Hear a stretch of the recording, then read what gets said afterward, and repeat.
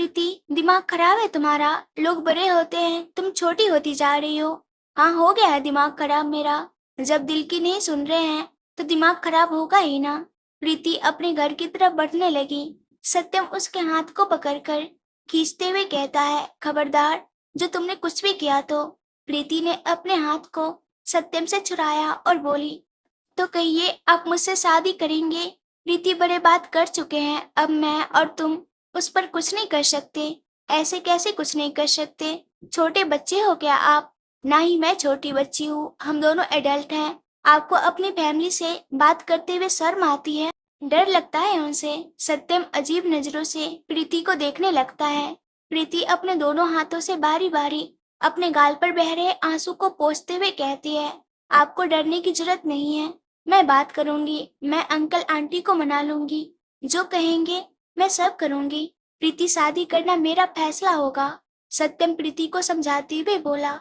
तो सोचिए ना, मुझसे शादी करके आपको कितना फायदा होगा। सत्यम अजीब सा मुंह बनाते हुए बोला, तुमसे शादी करके क्या फायदा होगा मुझे? उल्टा एक बच्ची को सर पर बैठाना पड़ेगा। प्रीति झट से बोली, बहुत फायदे हैं, आपको अपना कोई भी काम नहीं करना पड़ेगा। सारे काम मैं करूंगी। जैसे कि तुम ऑफिस जाओगी, पापा का बिजनेस संभालोगी।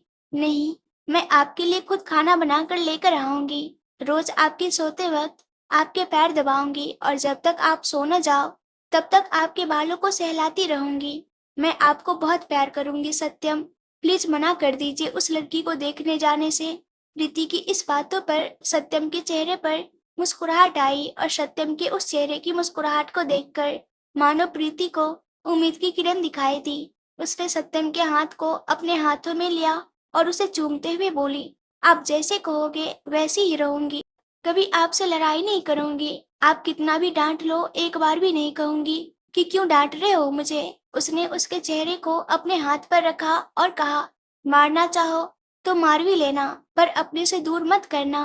प्लीज अपने से दूर मत करो। सत्यम प्रीति को खींचता है और उसे सीने से लगाते हुए बोला, कम डाउन प्रीति, कम डाउन। प्रीति सत्यम का सहारा पाते ही और जोर जोर से रोने लगी। सत्यम ने अपने चेहरे को ऊपर किया और आसमान की तरफ देखने लगा।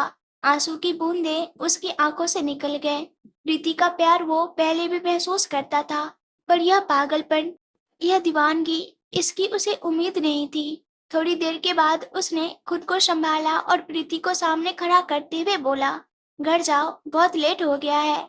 इतनी रात को, वह भी ऐसे कपड़ों में, तुम्हें बाहर नहीं आना चाहिए था। प्रीति ने अपने आप को देखा। वह इस वक्त अपने उस छोटे से ब्लैक शर्ट और रैबिट वाले शॉर्ट टॉप में थी। आप फिर भी जाओगे उसे देखने? प्रीति रूहान सी होकर बोली, मम्मी पापा के खिलाफ नहीं जा सकता प्रीति, आई एम सॉरी। कहकर उसने प्रीति का हाथ पकड़ा और उसे अपने साथ खींचते हुए आगे बढ़ने लगा। प्रीति रोते हुए अपने प्यार की दुहाई देते रही। सत्यम का चेहरा कठोर हो चुका था, क्योंकि इससे ज्यादा प्रीति को टूटे हुए अब देख भी नहीं पा रहा था। इसलिए उसने पलटकर एक बार भी प्रीति की ओर नहीं देखा। उसने डोर को ओपन किया। सिक्योरिटी गार्ड वही खड़ा था। वह झट से दौड़ कर आया, कहाँ रहते हो तुम लोग? जब इतनी रात को बाहर निकली, रोका क्यों नहीं? सत्यम ने गार्ड को डांट लगाई। सिक्योरिटी गार्ड सर झुकाते हुए बोला, हम नौकर हैं, मालिक को कैसे रोक सकते हैं?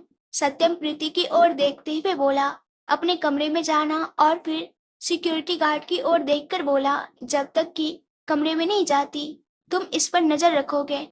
उसने डोर को बंद किया और अपने घर की ओर आ गया। प्रीति घर आकर अपने कमरे में जाकर सुबक सुबक कर रोते रोते बार बार सत्यम का नंबर डायल करती रही। सत्यम ने अपने फोन को स्विच ऑफ किया था। प्रीति को कार्तिक का ख्याल आया।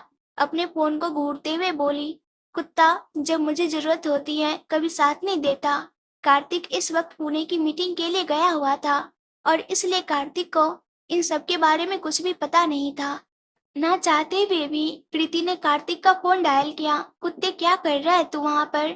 तू जैसे चुड़ैल से बचने के लिए आया हूँ। नींद में ही कार्तिक बड़बड़ाया, तू आ तो, सारा खून न पी लिया तेरे बदन का, तो देख लेना। प्रीति गुस्से से बोली, क्या हुआ? सचमुच की चुड़ैल बनकर घूम रही है? कार्तिक बोला, तेरी जरूरत है मुझे। प्रीति बोली। कार्तिक ने मोबाइल कान से हटाया और टाइम देखा। रात के 1 बज रहे हैं। इस वक्त तुझे क्या काम आ गया? कार्तिक अस्थाई आवाज में बोला। रात को 1 बजे कुत्ते भौंकते हैं ना? तू कुत्ता है तो आजा भौंकने के लिए। यहाँ पर मोहल्ले के कुत्ते तुझे याद कर रहे हैं। देख, लड़ने के लिए फोन कर रही है तो फोन रख। सच में आज मीटिंग में दिमाग खराब हुआ है, सोना चाहता हूँ। ठीक है, कर ले अपना दिमाग शांत। और भूल जाना कि तेरी कोई प्रीति दोस्त भी थी, कल मिलेगी नहीं तुझे। प्रीति मेरा दिमाग खराब कर रही है, इधर मेरी जिंदगी खराब हो रही है और तुझे तेरे दिमाग की पड़ी है। देख, तू पहेलियों में बात करती है, मैं कैसे समझूं? कार्तिक उठकर बैठते हुए बोला, जा मर जा वहीं पर, मैं यहाँ मरती हूँ, तू वहां मर। कहकर प्रीति ने फोन कट किया और बिस्तर पर फोन फेंककर फिर से रोते हुए लेट गई। जाने किस पहर में सोई होगी। सुबह जब उसकी नींद खुली तो उसने अपना फोन हाथ में लिया। कार्तिक के 150 से ज्यादा मिस कॉल थे। उसे याद आया, रात को कार्तिक से उसने झगड़ा किया था और जरूर कार्तिक उसके बाद उसे फोन कर रहा होगा और वह इतने गुस्से में थी कि उसने कार्तिक को कॉल बैक नहीं किया और अपनी गैलरी से झांककर सत्यम की गैलरी की तरफ देखने लगी। गैलरी में कोई नहीं था। प्रीति ने समय देखा, सुबह के 8 बज रहे थे। अब तक तो एक्सरसाइज करके चले भी गए होंगे और सोना था ना मुझे, गधे गोरे बेचकर। कहकर प्रीति ने अपने पैर को आगे ग्रिल पर मारा और फिर उसे खुद के पैर में दर्द महसूस हुआ तो लंगड़ाती हुई अपने बेड पर आकर बैठ गई।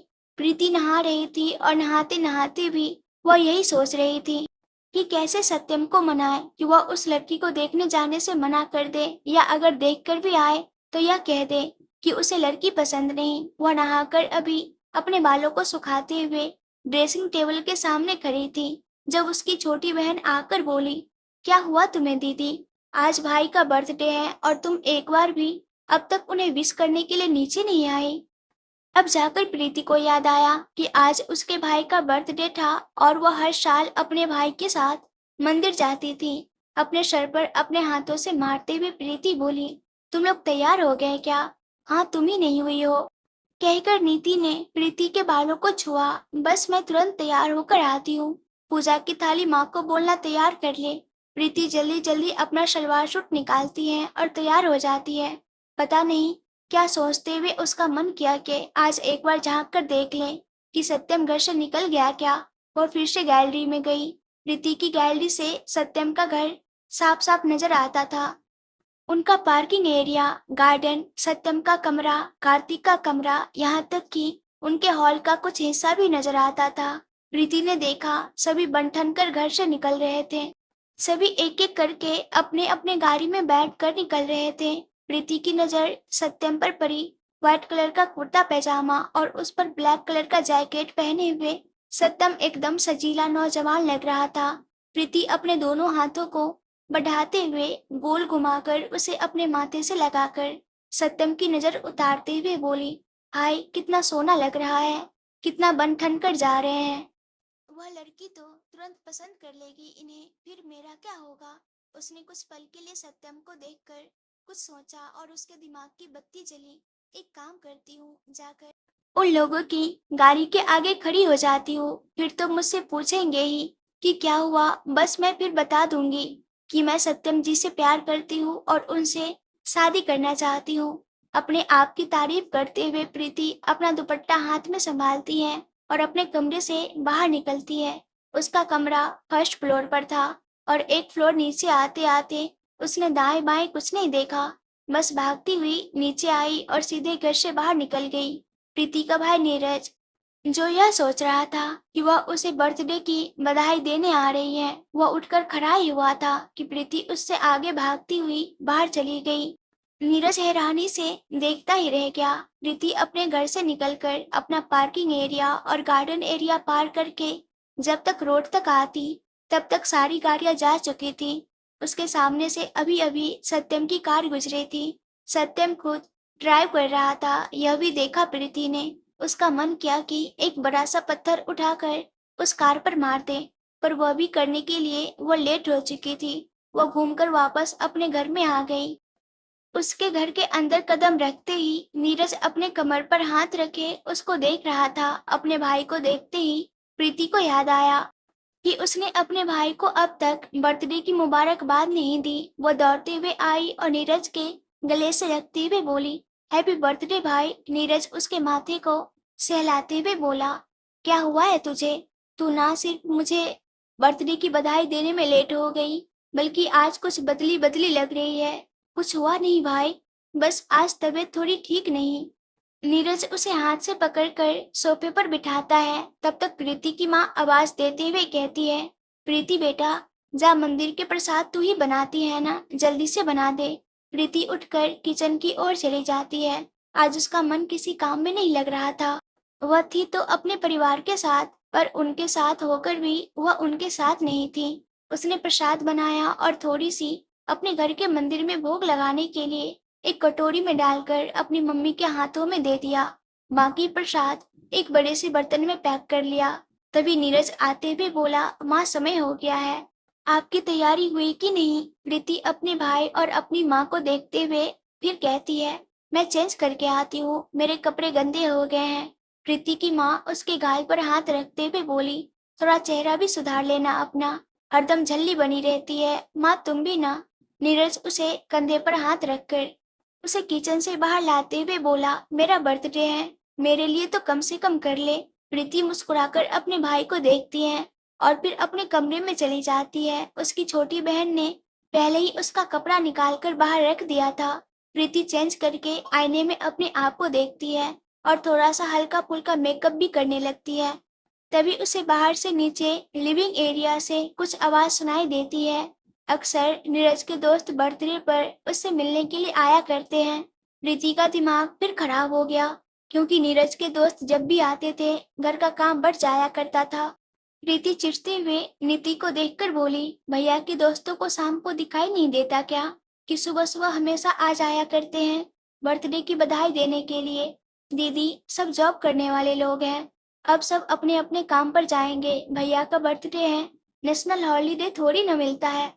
नीति अपने कमर पर हाथ रखकर कहती है, जा तू ही हैंडल कर, आज मेरा मन नहीं किसी की खातिरदारी करने का। नीति मुस्कुराकर कमरे से बाहर निकल गई और प्रीति फिर से बिस्तर पर बैठकर अपनी किस्मत को कोसती रही।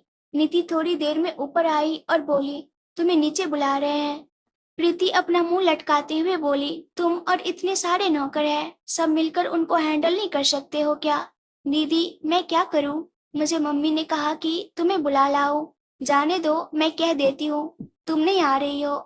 कहकर जैसे ही जाने लगी, प्रीति उसे रोकते हुए बोली, तू रुक, माँ को अच्छा नहीं लगेगा, भाई के बर्थडे के दिन तो लोग आते हैं, भाई को भी बुरा लग जाएगा, मैं आती हूँ। कहकर प्रीति ने अपना दुपट्टा लिया और कमरे के बाहर आ गई। अपने सर को झुकाकर वो सीढ़ियों से नीचे आ रही थी कि तभी उसके कानों में सीता देवी की आवाज आई। उसने झट से अपने चेहरे को उठाया और लिविंग एरिया की ओर देखा। सामने सीता देवी, राम जी, दादा दादी, अरविंद, सत्यम सभी बैठे हुए थे। प्रीति के चेहरे पर इस वक्त खुशी और हैरानी दोनों थी। वह सत्यम को ही देखते हुए अपने सर को नीचे की उतर रही थी। उसने मन में कहा, देख ली होगी लड़की, पसंद आ गई होगी, आए होंगे कहने के लिए शादी में जरूर आना। प्रीति को देखकर सीता देवी उठती है और प्रीति की तरफ बढ़ जाती है। प्रीति का हाथ पकड़कर 2 कदम आगे आई और प्रीति की माँ की तरफ देखते हुए बोली, हम दोनों अच्छे पड़ोसी रहे, अच्छी सहेलियां भी बनी, पर आज मैं कुछ मांगने आई हूँ तुमसे। प्रीति की माँ थोड़ी सी हैरान नजरों से उन्हें देखती है। कपूर परिवार उनसे कहीं ज्यादा संपन्न था, वो देवी कह सकती थी उन्हें। सीता देवी बोली, सत्यम को तुमने बचपन से देखा है और मैं प्रीति को, प्रीति हमारे घर में सबको बहुत पसंद है, खास करके सत्यम को बहुत ज्यादा। क्या तुम मेरे सत्यम के लिए अपनी प्रीति दोगी? उनकी खुशी का ठिकाना नहीं था, क्योंकि प्रीति की माँ चाहकर भी सत्यम के जैसा लड़का नहीं ढूंढ सकती थी। पड़ोसी होने के नाते वह सत्यम के सभी अच्छाई और बुराई सब कुछ जानती थी और उन्हें पता था कि जिस लड़की की भी शादी सत्यम से होगी वो हमेशा खुश रहेगी। उन्होंने झट से आकर सीता देवी को अपने गले से लगाते हुए कहा, मैं तो चाहकर भी सत्यम की जैसा दामाद न ढूंढ पाती। यहाँ यह दोनों आपस में बातें कर रही थी और यहाँ प्रीति के दिमाग का फ्यूज मानो उड़ गया था। कहाँ वह क्या सोचते सोचते यहाँ तक आई थी और यहाँ आकर उसने क्या सुन लिया था। उसने सत्यम की तरफ देखा। सत्यम उसी को देखकर मुस्कुरा रहा था।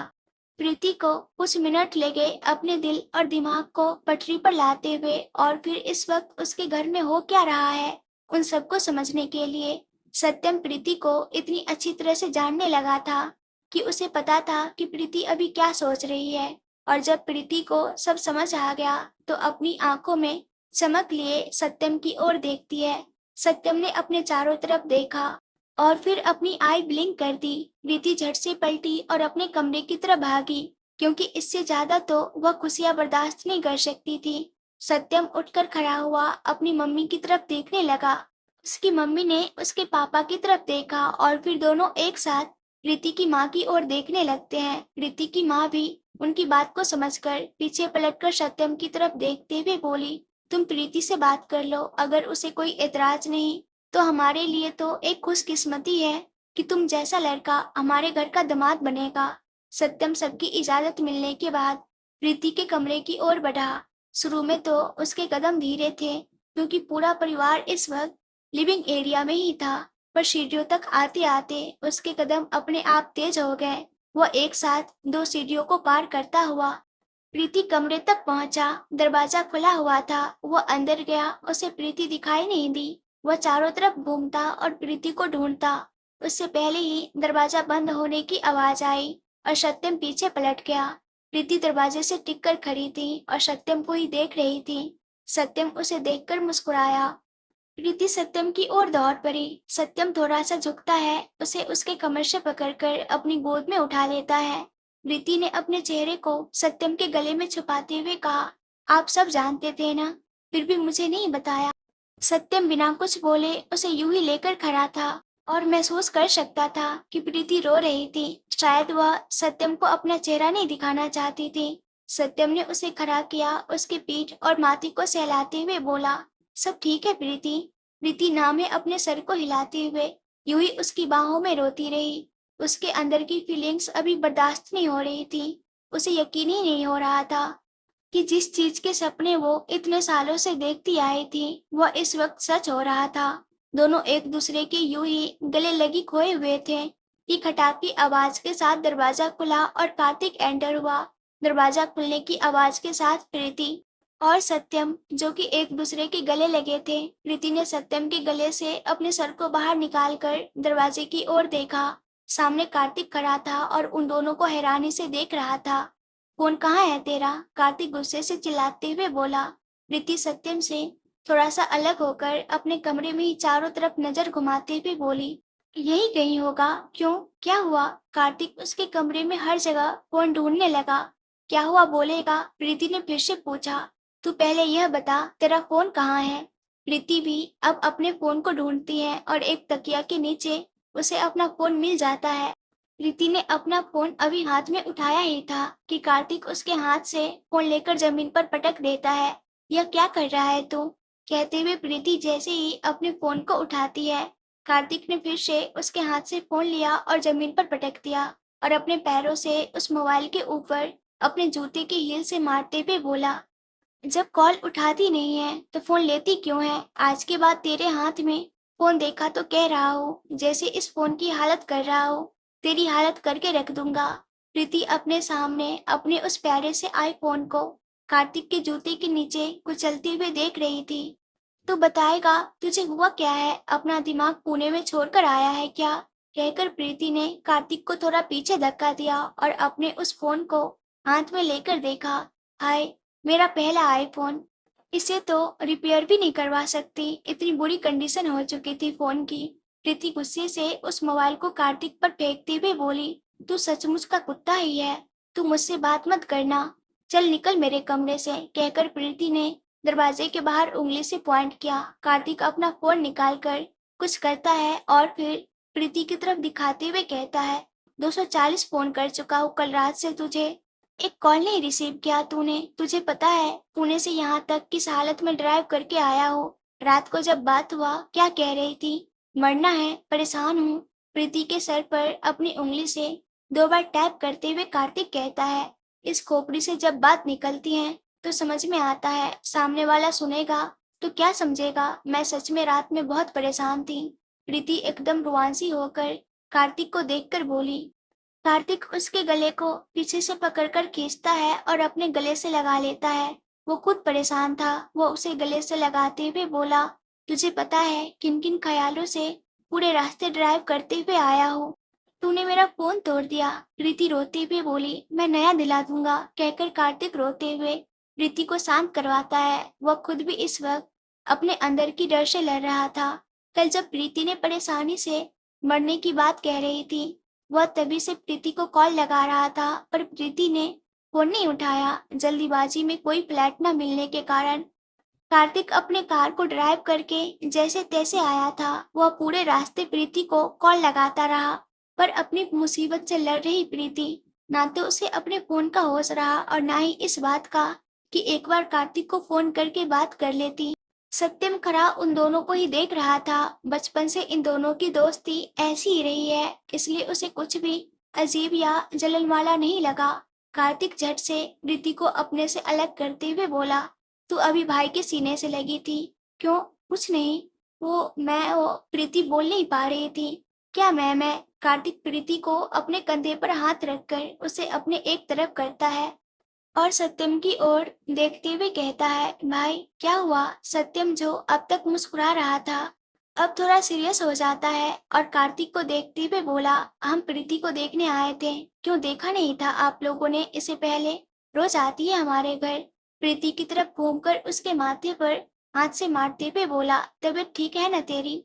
तूने भाई को गले लगाया। प्रीति चुपचाप सत्यम की ओर देख रही थी। कार्तिक प्रीति का हाथ पकड़ता है और उसे लेकर नीचे आते हुए कहता है, तू चल, सब नीचे हैं, मैं तुझे दिखाता हूँ पुणे से तेरे लिए क्या लेकर आया हूँ। कार्तिक प्रीति का हाथ पकड़कर अपने साथ लेकर चला जाता है और सत्यम पीछे से मुस्कुराते हुए उतरता है। कार्तिक प्रीति को लेकर सोफे पर बैठे हुए बोला, क्या बात है, आज सब आप यहाँ पर? सीता देवी बोली, हमने सत्यम और प्रीति की शादी तय कर दी है। क्या? कार्तिक जो अभी बैठा था चीखते हुए उठा और प्रीति की ओर देखते हुए बोला, तूने हाँ बोल दिया शादी के लिए? प्रीति को कार्तिक के सवाल पर शर्म भी आ रही थी और इस तरह बेशर्मों की तरह और सबके सामने पूछ रहा था, इस बात पर गुस्सा भी आ रहा था। प्रीति अपना सर नीचे झुका लेती है। कार्तिक सत्यम की ओर पलटा, आपने तो मना कर दिया होगा ना? क्यों? मैं क्यों मना कर दूं? सत्यम जो अभी खड़ा था खड़े खड़े जवाब दिया, मतलब आप प्रीति से शादी करेंगे? क्यों? क्या बुराई है प्रीति में? कोई बुराई नहीं है, इस दुनिया में इससे अच्छी लड़की है, लेकिन वह हमारे घर की बहू नहीं बन सकती। प्रीति झट से उठकर खड़ी हो गई। कार्तिक की बात सुनकर उसने अपना हाथ कार्तिक के कंधे पर रखा। कार्तिक उसके हाथ को झटकते हुए बोला, मैं कुछ नहीं सुन रहा, यह मेरी दोस्त है और मेरी दोस्त ही रहेगी। आप लोग प्लीज हमें रिश्ते में लाने की कोशिश मत कीजिए।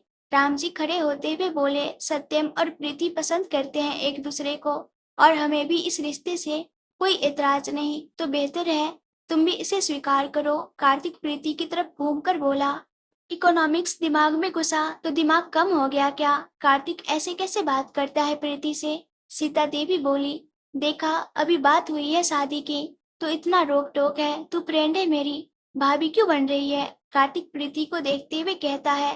प्रीति को कुछ समझ में नहीं आ रहा था वह क्या कहे। वह इतनी बेशर्म भी नहीं थी कि दोनों परिवार के सामने अपने प्यार का इजहार चीख कर करती। प्रीति सत्यम की ओर देखती है। सत्यम प्रीति का बचाव करते हुए बोला, अगर प्रीति तेरी दोस्त है तो क्या कमी है मुझ में कि तू अपनी दोस्त के साथ मेरी शादी नहीं होने दे सकता? कार्तिक गुस्से से चिल्लाते हुए बोला, कमी किसी में नहीं है, कमी सिर्फ इस बात में है कि मुझे सिर्फ प्रीति अपने दोस्त के रूप में चाहिए, भाभी के रूप में नहीं। भाभी क्या और किसी भी रिश्ते में नहीं चाहिए, वो सिर्फ दोस्त है और जिंदगी भर दोस्त रहेगी। दादाजी खड़े होते हुए बोले, हाँ तो ठीक है, तू उसे दोस्त ही समझ लेना। दादाजी, समझ लेना और होने में फर्क होता है और आप लोग इसे कैंसिल कर दीजिए। और प्रीति, तू अगर कुछ खिचड़ी पका रही है अपने दिमाग में उसे उतार देना, क्योंकि यह शादी तो मैं होने नहीं दूंगा। कहकर कार्तिक प्रीति के घर से बाहर निकल गया। प्रीति हैरानी से उसे जाते हुए देखती रह गई। उसने तो एक पल को भी नहीं सोचा था कि कार्तिक इस तरह से रिएक्ट करेगा, बल्कि कार्तिक तो उसके प्लान का हिस्सा ही नहीं था। प्रीति तो हमेशा सत्यम का सपना देखा करती थी और यही सोचती थी कि सत्यम मान गया तो कोई और है ही नहीं जो शादी के अगेंस्ट जाता। सत्यम कार्तिक के पीछे पीछे आया। कार्तिक अपने घर आते ही लिविंग रूम में मौजूद चीजों को उठा उठाकर पटकने लगा। सोफे के आसपास रखी हुई चीज, सेंटर टेबल पर मौजूद शो पीस, सभी जमीन पर गिरे हुए थे। क्या कर रहा है कार्तिक? सत्यम बोला। आप क्या कर रहे हो भाई? कार्तिक भी उल्टा उसी से पूछ बैठा। तू अपने दिल की बात मुझे बता। ठीक है सुनिए, मैं नहीं चाहता कि आप प्रीति से शादी करो। कार्तिक ने साफ साफ मना किया। क्या मैं कारण जान सकता हूँ? सत्यम भी कैसे भूल जाता प्रीति को। वह भी प्रीति को चाहने लगा था। कारण कारण यही है कि वह मेरी दोस्त है। सत्यम 2 कदम आगे आते हैं और कार्तिक के कंधे पर हाथ रखकर उसकी पीठ को सहलाते हुए बोला, प्यार करता है उससे? तू शादी करना चाहता है उससे? कार्तिक पलटा और सत्यम की ओर देखने लगा। उसकी आंखों में प्यार का नामो निशान नहीं था। इस वक्त सिर्फ उसकी आंखों में हैरानी थी। वह सत्यम से थोड़ा सा दूर होते हुए बोला, अगर मैं इस शादी के खिलाफ हूँ तो इसका मतलब यह नहीं है कि मैं उससे प्यार करता हूँ और शादी करना चाहता हूँ। इसलिए आप दोनों की शादी नहीं होने देना चाहता। नहीं, बिल्कुल नहीं। कार्तिक ने अपने दोनों हाथों को क्रॉस करके जोर से झटकते हुए कहा, वो हमेशा ही दोस्त रही है, बल्कि मेरे सभी रिश्तों से ऊपर रही है। और मैं नहीं चाहता कि कल को वह जब शादी करके इस घर में आ जाए तो एक भाभी बनकर रह जाए। सत्यम कुछ और समझते। उससे पहले ही कार्तिक वहां से जा चुका था। एक एक करके बाकी घर वाले भी अपने घर आ गए थे। 1 घंटे पहले जहाँ खुशी का माहौल था, अब सब परेशान थे। कार्तिक अब इस बारे में बात तक नहीं करना चाहता था। बहुत हिम्मत करके प्रीति कार्तिक से मिलने कपूर होश आई थी। सत्यम ऑफिस गया हुआ था। घर के बाकी लोग उसे देखकर बहुत खुश हुए। प्रीति दादी की तरफ देखकर बोली, कार्तिक कहाँ है? अभी ऑफिस से आया है, अपने कमरे में ही होगा। प्रीति कार्तिक के कमरे की ओर जाती है। कार्तिक इस वक्त नहाकर निकला था और अपने कपड़े पहन रहा था। प्रीति को देखते ही टी शर्ट को गले में डालकर अपने बाजुओं को शर्ट में डालकर पहनते हुए वह प्रीति के नजदीक आया। वह परेशान थी। यह बात कार्तिक उसके चेहरे को देखकर समझ सकता था। मैं जानता हूँ तुम मुझसे नाराज होगी, पर यकीन मानो तेरी भलाई इसी में है। कार्तिक बोला। प्रीति पता नहीं क्यों उसके खिलाफ बोल ही नहीं पा रही थी। बात बात पर उससे लड़ लिया करती थी, पर आज जब प्यार के लिए लड़ने की बारी आई तो उसका मुंह ही नहीं खुल रहा था। तुझे क्यों नहीं पसंद हम दोनों का रिश्ता? बहुत हिम्मत बटोरकर आखिरकार उसने कार्तिक से पूछ लिया। तू हमेशा ही दोस्त रही है और मैं इसमें कोई रिश्ता नहीं चाहता, सिर्फ दोस्ती बस। और एक बात याद रखना, दोबारा भाई के गले वले लगने की जरूरत नहीं है। प्रीति अपनी गर्दन उठाकर कार्तिक को देखते हुए बोली, तू तो ऐसे बिहेव कर रहा है जैसे मैं तेरी गर्लफ्रेंड हूँ। देख, दिमाग नहीं खराब कर। हमारे रिश्ते में प्यार जरूर है, पर वह उस तरह वाला प्यार नहीं है कि तू भी जानती है। बस मुझे तू भाभी के रूप में नहीं चाहिए। कार्तिक बोला और फिर अपना लैपटॉप हाथ में लेकर स्टडी रूम में जाने लगा। उससे पहले पलटकर प्रीति को देखते हुए बोला, दोबारा भाई से दूर रहना। अब न तू भाई से मिलेगी न भाई तुझसे, समझी? प्रीति कुछ नहीं बोल पाई। कार्तिक आंख बंद करके गहरी सांस लेकर अपने गुस्से को कंट्रोल करता है और प्रीति के करीब आते हुए कहता है, तूने सुना मैंने क्या कहा? गले मिलना तो बहुत दूर की बात है। भाई के आसपास भी नहीं भटकना है तुझे, और नहीं भाई को अपने आसपास में रहने देना है। प्रीति बस हाँ में अपनी गर्दन हिला पाई, क्योंकि जिस गुस्से से कार्तिक इस वक्त बोल रहा था, प्रीति की भी बोलती बंद हो गई थी। वह कमरे से बाहर निकली और कॉरिडोर से सीढ़ी की तरफ बढ़ रही थी कि किसी ने उसका हाथ पकड़कर एक कोने में खींचा। सामने सत्यम था। प्रीति झट से सत्यम से लिपट गई और उसके सीने पर सर रखकर उसे अपने दोनों हाथों को पीठ पर रख दिया। क्या हुआ? सत्यम ने पूछा। कार्तिक नाराज है, प्रीति उदास होकर बोली। तुम्हारा ही दोस्त है, अब मनाओ उसे। प्रीति यूं ही सत्यम से चिपकी हुई अपने सर को ऊपर करके सत्यम को देखते हुए बोली, कैसे मनाऊं? कहता है आपके आसपास भी नहीं भटकना है और न ही आपको अपने आसपास भटकने देना है। सत्यम मुस्कुराकर प्रीति के चेहरे को सहलाते हुए बोला, तो इस पल का सेल्फी लेकर भेज दो उसे। प्रीति अपने हाथों की मुट्ठी बांधकर सत्यम के सीने पर मारते हुए बोली, आप भी चिढ़ा रहे हो? अब बिल्कुल सीरियस नहीं होना, ठीक हो जाएगा सब। मैं फिर से बात करूंगा। थोड़े वक्त के बाद कार्तिक कॉरिडोर से उतर के नीचे जा रहा था। प्रीति कार्तिक को देखते ही कहती है, मैं भी जाती हूँ, नहीं तो फिर चिल्लाएगा। सत्यम प्रीति को छोड़ देता है। प्रीति कार्तिक के पीछे नीचे आती है तू कहाँ थी अब तक? उसे सीढ़ियों से उतरता देख कार्तिक उसके पास आकर बोला। ऐसे ही छत पर चली गई थी, कहकर प्रीति साइड से जैसे जाने को हुई। कार्तिक उससे कहता है, रुक। प्रीति रुक गई। कार्तिक उसके पास गया और उसके चारों तरफ घूमकर उसे सूंघने लगा। यह पुलिस वालों के कुत्ते की तरह क्यों मुझे सूंघ रहा है? तेरे कपड़ों से भाई के परफ्यूम की खुशबू क्यों आ रही है? और फिर कार्तिक का चेहरा सख्त हो गया। तू भाई से मिलने गई थी? कैसी बातें कर रहा है? वो है कहाँ अपने कमरे में? प्रीति ने साफ साफ झूठ कह दिया। भाई अपने कमरे में नहीं है। नहीं, मैं गई थी मिलने के लिए। वो अपना चेहरा छोटा करते हुए बोली। पर कमरे में नहीं थे तो मैंने उनकी थोड़ी सी परफ्यूम लगा ली। मुझे तेरी बात पर भरोसा नहीं, रुक, मैं चेक करता हूँ, कहकर कार्तिक ऊपर की ओर गया। सत्यम, जो कि अब तक खंबे के पास खड़े उन दोनों की बातें सुन रहे थे, वह झट से छुप गया। कार्तिक सत्यम के कमरे में गया तो सच में सत्यम नहीं था। ये यकीन करने के बाद कि प्रीति सत्यम से नहीं मिली, कार्तिक वापस नीचे आ गया। यह सिलसिला पूरे 2 महीने चला। सत्यम और प्रीति छुप छुप कर मिला करते। न उन्हें अपने घर वालों से डर था, नहीं मोहल्ले की चिंता। बस डर और चिंता सिर्फ कार्तिक की होती थी। सत्यम प्रीति से मिलने जाने से पहले अपना परफ्यूम तक चेंज कर चुका था। और फिर एक दिन प्रीति कार्तिक से मिलने पहुंची। तू पहली बार मेरे ऑफिस आई है ना? कार्तिक खुश होकर बोला। मैं भी सोच रही हूँ भाई का बिजनेस ज्वाइन कर लूं। प्रीति ने कहा, मेरे साथ काम कर ले। नहीं, तुझसे जरूरी बातें करने आई हूँ। मैं शादी करना चाहती हूँ। तू ऐसे अचानक? कार्तिक शादी करेगा मुझसे? तू पागल हो गई है क्या? क्या हुआ? किसी और से शादी नहीं करने देगा? खुद शादी नहीं करेगा? जिंदगी भर ऐसे रहूंगी मैं। प्रीति, कार्तिक चिल्लाते हुए बोला और अपनी कुर्सी से उठकर खिड़की की ओर बढ़ गया। प्रीति उसके पीछे गई, अपनी दोनों हाथ आगे करते हुए बोली, मैं क्या लाई हूँ, देख। कार्तिक प्रीति की तरफ पलटा। प्रीति ने अपने बंद हथेली को खोल दिया। उसके एक हाथ में सिंदूर का डब्बा तो दूसरे में मंगलसूत्र था। इसके बगैर शादी नहीं होती कार्तिक, शादी कर ले मुझसे।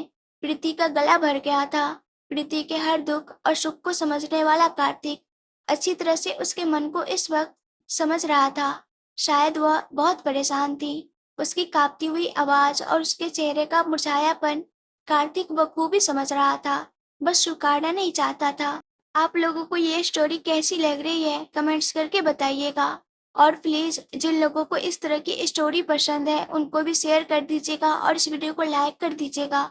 और जिन लोगों ने अभी तक मेरे चैनल को सब्सक्राइब नहीं किया है, प्लीज वो लोग सब्सक्राइब जरूर कर लीजिएगा। Thank you.